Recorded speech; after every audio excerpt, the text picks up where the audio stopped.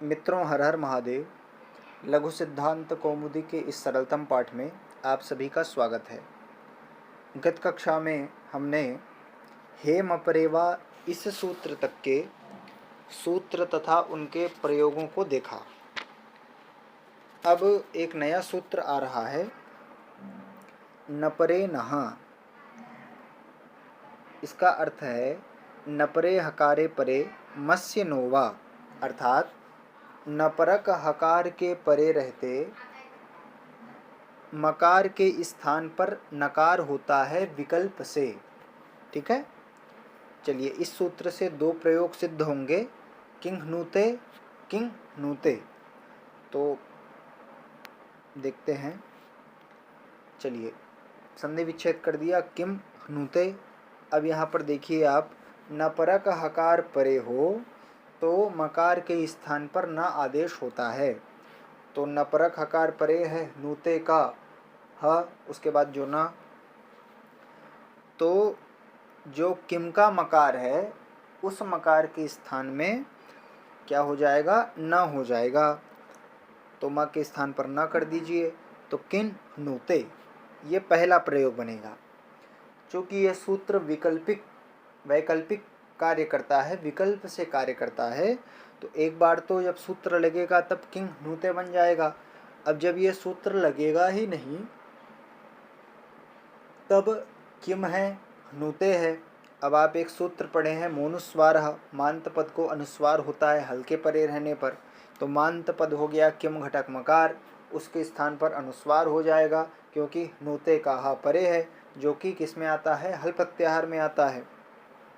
तो इसीलिए किंग नूते, तो किंग नूते ये दो प्रयोग सिद्ध हो जाएंगे। चलिए आगे चलते हैं। अब एक धुट का आगम करने वाला सूत्र आ रहा है, डहसी धुट। ठीक है, ये कहता है डात परस्य सस्य धुड्वा, अर्थात डकार से परे जो सकार उसको धुट का आगम होता है विकल्प से। इसको भी हम प्रयोग से समझेंगे, परंतु एक यहाँ पे प्रश्न हो सकता है कि ये धुट का जो आगम है वो स को करना है, डकार से परे जो सकार उसे धुट का आगम होता है, परंतु ये स के आदि में आएगा कि स के अंत में आएगा, कहाँ पे आएगा। तो इसके लिए एक परिभाषा सूत्र आ रहा है, आद्यन्तौ टकितौ। ये एक परिभाषा सूत्र है। तो आद्यन्तौ टकितौ ये क्या कहता है कि टित्कितौ यस्योक्तौ तस्य क्रमादाद्यन्तात् अवयवौ स्तः। टित और कित वाला जो आदेश वो क्रमशः आदि और अंत के अवयव होते हैं, ये इसका अर्थ होगा।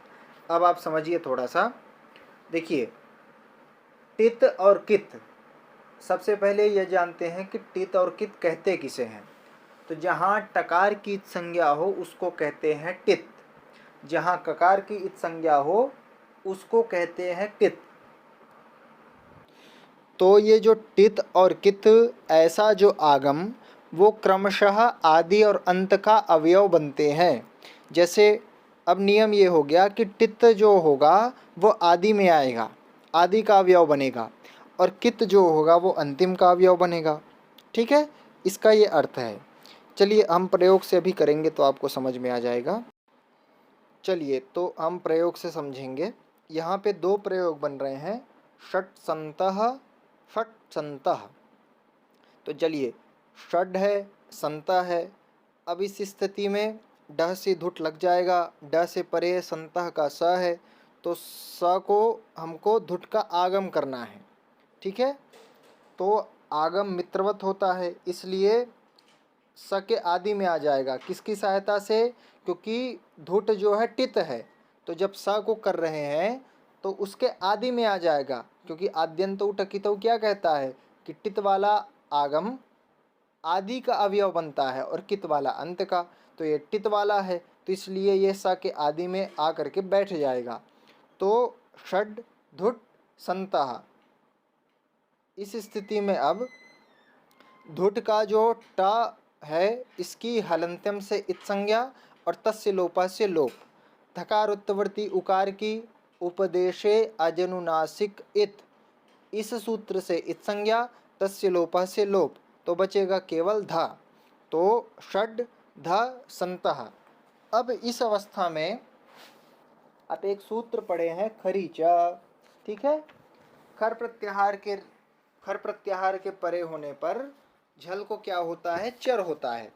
तो देखिए यहाँ पे खर प्रत्याहार का वर्ण मिल गया संतः का सा, तो धा को क्या हो जाएगा, चर तो हो जाएगा, तो धा को ता हो जाएगा, ठीक है, स्थानीय अंतरतमः से। फिर ता है ना, धा को ता कर दिया, तो अब इस ता को फिर खर प्रत्याहार का वर्ण परे हो गया धा, तो सड का जो धकार है उसके स्थान पर टा हो जाएगा, ठीक है। तो षट संतः ये प्रयोग बन जाएंगे। अब पुनः चूंकि ये सूत्र वैकल्पिक कार्य कर रहा है, विकल्प से कार्य करता है, तो एक बार तो षट संतः ये बन जाएगा। अब जब ये सूत्र लगेगा ही नहीं, तो षड है संतः है, अब इस अवस्था में खरीचा से आप टा के स्थान पर ड के स्थान पर टा कर दीजिए, चर्त्व कर दीजिए, तो प्रयोग बन जाएगा षट संतः, ठीक है। चलिए आगे चलते हैं। अब एक सूत्र आ रहा है गणोः कुक्टुक शरी। ये क्या कहता है कि गकार और नकार को क्रमशः कुक और टुक का आगम होता है शर प्रत्याहार के परे रहते विकल्प से, ठीक है। तो चलिए इसको हम प्रयोग से देखेंगे। प्रयोग हमें तीन प्रयोग यहाँ पे बनेंगे। तो पहला प्रयोग है प्रांक है, षष्ठा है। अब इस अवस्था में गकार को क्या आगम करना है, कुक का आगम करना है, ठीक है। प्रांक षष्ठा, यहाँ पे गकार को कुक का आगम करना है। तो कुक कैसा है, कित है, तो कित है तो गा का अंत का अवयव बनेगा, तो प्रांग कुक षष्ठा। कुक में ककार की संज्ञा, ककार उत्तवर्ती उकार की संज्ञा, तो बचेगा केवल का, तो प्रांग का षष्ठा। अब इस अवस्था में प्रांग का षष्ठा, यहाँ पे एक वार्तिक लग जाएगा। देखो लिखा है चयो द्वितीयाः सरी पोष्कर सादेरिति वाच्यम। इसका अर्थ होता है कि चय प्रत्याहार के स्थान पर वर्गों के द्वितीय वर्ण हो जाते हैं शर प्रत्याहार के परे रहते। तात्पर्य ये है चय प्रत्याहार का कोई वर्ण हो, उस वर्ण जो वर्ण हो वो जिस वर्ग में आता हो उस वर्ग का दूसरा वर्ण हो जाएगा उस वर्ण के स्थान में, ठीक है। कब होगा, शर प्रत्याहार के परे रहते विकल्प से। तो ठीक है, तो प्रांग का षष्ठा, अब चय प्रत्याहार में का आता है, उससे परे शर प्रत्याहार का वर्ण है षष्ठा का श, तो इसलिए का के स्थान पर का किस वर्ग में आता है, कवर्ग में आता है, तो कवर्ग का दूसरा वर्ण हो जाएगा ख, तो का के स्थान पर ख कर दीजिए, तो प्रांग षष्ठा ये प्रयोग बन जाएगा, ठीक है। अच्छा, जहाँ पे ये वार्तिक ही नहीं लगेगा क्योंकि ये भी विकल्प से कार्य करता है, तो प्रांग है, का है और षष्ठा है। अब वहाँ पे आपको का और श को मिला देना है, तो बन जाएगा क्ष, तो प्रांग षष्ठा ये दूसरा प्रयोग बन जाएगा। अब जहाँ पे है ना कुक का आगम ही नहीं होगा वहाँ पे प्रांग षष्ठा रहेगा बस, तो ये तीन प्रयोग बन जाएंगे, प्रांग षष्ठा, प्रांग षष्ठा, प्रांग षष्ठा, ये तीन प्रयोग। वैसे ही अगला प्रयोग है सुगण है, षष्ठा है। अब यहाँ पर आप देखिए, यहाँ पर हमको टुक का आगम करना है, तो टुक क्या है, ये भी कित है, तो अंत का अवयव बन जाएगा, तो सुगण टुक षष्ठा। अब टुक में का चला गया, ऊ चला गया, तो बचेगा केवल ट, तो सुगण ट षष्ठा। अब चयोः द्वितीया सरी पोष्कर सादेरिति वाच्यम, इस वार्तिक के द्वारा ट वर्ग का वर्ण है ट, तो उसका दूसरा वर्ण हो जाएगा ठ, ठीक है। तो सुगणट षष्ठः ये प्रयोग बन जाएगा। अच्छा, जहाँ पे ये वार्तिक नहीं लगेगा तो सुगण ट षष्ठः ये बन जाएगा।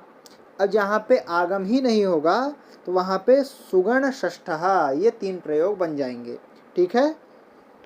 तो ये भी हुआ। चलिए अब आगे चलते हैं। अब एक सूत्र आ रहा है नश्च। नश्च क्या कहता है कि नान्तात् परस्य सस्य धुड्वा, अर्थात नान्त पद से परे स को धुट का आगम होता है। ऐसा कोई पद जिसका अंतिम वर्ण ना हो तो वो हो गया नान्त पद। तो नान्त पद से परे स को धुट का आगम होता है विकल्प से। प्रयोग से समझेंगे। प्रयोग यहाँ पे भी दो दो बनेंगे। देखिए ये सब वैकल्पिक सूत्र हैं, विकल्प से कार्य करते हैं, तो आपको थोड़ा ध्यान में रखना है कि कैसे कैसे होगा। तो सनत्सह संसह ये दो प्रयोग बनेंगे। तो सन है, सह है। अब नान्त पद हो गया सन का पूरा सन नान्त पद हो गया। नान्त पद से परे क्या होना चाहिए? तो स होना चाहिए, तो स भी है, तो उसको धुट का आगम हो जाएगा। तो धुट का जो आगम है वो क्या है? धुट जो है टित है। तो टित है तो इसलिए स के आदि में आ जाएगा। तो सन धुट स, ट चला गया, ऊ चला गया, तो बचेगा केवल ध। अब क्या करेंगे? यहाँ पे भी खरी च से चढ़ तो हो जाएगा, किसको? धकार को। तो ध को त हो जाएगा, तो प्रयोग बन जाएगा सनत्सह। ठीक है। जिस पक्ष में धुट का आगम नहीं करेंगे तो सन है, स है, वर्ण सम्मेलन भर कर देंगे तो बन जाएगा संसह। ठीक है। चलिए आगे चलते हैं। अब एक सूत्र आ रहा है श्री तुक। ये क्या कहता है कि पदांतस्य नस्य शे परे तुग्वा, अर्थात पदांत नकार से परे जो तालव्य शकार उसको तुक का आगम होता है विकल्प से। चलिए इसके 4 प्रयोग बनेंगे, तो हम क्रमशः सबको देखेंगे। हालांकि ये प्रयोग थोड़ा सा कठिन होता है कि कहाँ पे छकार हो गया, फिर कहाँ पे श्चुत्व हो गया, ये थोड़ा सा मुश्किल होता है, लेकिन हम धीरे धीरे समझेंगे। तो सन है, शंभु है। अब इस अवस्था में सूत्र लग जाएगा श्री तुक, है ना। नकार को, पदांत नकार को तुक का आगम होता है शकार के परे रहने पर। तो नकार हो गया सन का न, उससे परे शंभु का श भी परे है, तो न को तुक का आगम हो जाएगा। तुक कित है तो न का अंत का अवयव बन जाएगा। तो सन तुक शंभु। अब तुक में ककार की हलंत्यम सहित संज्ञा, है ना, तकावृत्तवृत्ति उकार की उपदेशे अजनुनासिक इत, इस सूत्र सहित संज्ञा तस्य लोपा से लोप, तो बचेगा वहाँ पे सन त शंभु। अब आप एक सूत्र पढ़े हैं सस छोटी, झ से परे शकार को छकार होता है, तो झ हो गया तुक वाला त, उससे परे शंभु का शकार है तो उसको छ हो जाएगा। तो सन त शंभु। अब इस अवस्था में जो तुक का तकार है तो आप सूत्र पढ़े हैं स्तोष चुनाश चुहु। ठीक है। सकार तवर्ग को शकार चवर्ग होता है, शकार चवर्ग का योग हो तो चवर्ग का देखो चवर्ग का योग है छ छ ज झ या, शंभु का छ। ठीक है। तो ता को क्या हो जाएगा? ता को हो जाएगा च। ठीक है। ता को क्या हो जाएगा? च। और अब पुनः सन का जो नकार है तो सन के नकार के स्थान पर क्या कर देंगे? या कर देंगे, क्योंकि ता परे, अभी च परे है, चवर्ग परे है, चवर्ग का योग है, तो सन के न के स्थान पर हम क्या कर देंगे? या कर देंगे। तो पहला प्रयोग आपका बन जाएगा सैच्छंभु, जो पहला वाला प्रयोग है। ठीक है। अब पुनः देखिए दूसरा प्रयोग, चूंकि ये विकल्प से करता है तुक का आगम, तो जब तुक का आगम नहीं करेगा तो सन है, शंभु है। अब शंभु का शकार, पुनः उसको छकार कर दीजिए, क्योंकि सन का नकार झ प्रत्याहार में आता है, तो उससे परे शकार को छ हो जाएगा, तो सन शंभु। अब इस अवस्था में पुनः आप लगाइए स्तोष चुनाश चुहु, चवर्ग का योग है, शंभु का छ, तो सन का जो नकार है उसके स्थान पर क्या हो जाएगा? या हो जाएगा, तो दूसरा प्रयोग बनेगा सैच्छंभु। ठीक है। अब चलिए तीसरा प्रयोग पे आते हैं। तो सन है, पुनः शंभु है। अब यहाँ पे तुक का आगम कीजिए, तो है ना, सन तुक शंभु।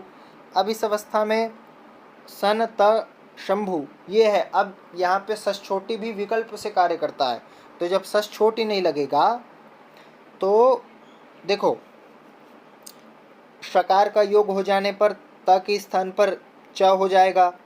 अब च का योग चवर्ग का योग हो जाने पर सन का जो न है उसके स्थान पर यह हो जाएगा। तो तीसरा प्रयोग बन जाएगा सै शंभु। ये तीसरा प्रयोग बनेगा। अब सन है पुनः शंभु है। अब यहाँ पर तुक का आगम नहीं करेंगे, तो सन है और शंभु है। अब स्तोष चुनाश्चु से आप क्या कर दीजिए, यहाँ कर दीजिए न के स्थान पर, तो प्रयोग बन जाएगा सै शंभु। तो सै शंभु, सै शंभु है ना, सै शंभु और सै शंभु, ये चार प्रयोग यहाँ पे सिद्ध होते हैं।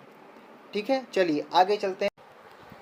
तो चलिए अब एक सूत्र आ रहा है, गमो ह्रस्वादचि गमुण नित्यम। क्या कहता है ये कि ह्रस्वाद परो योगम तदंतम यत्पदम तस्मात् परस्याचो नित्यम गमुट।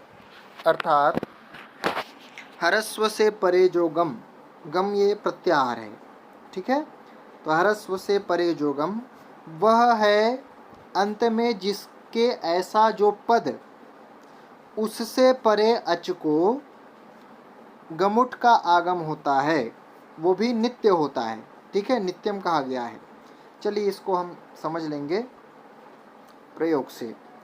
तो तीन यहाँ पे प्रयोग बन रहे हैं। पहला प्रयोग है प्रत्यंगात्मा, दूसरा प्रयोग है सुगणीशः, तीसरा प्रयोग है सन्नच्युतः। तो देखिए प्रत्यंग है, आत्मा है।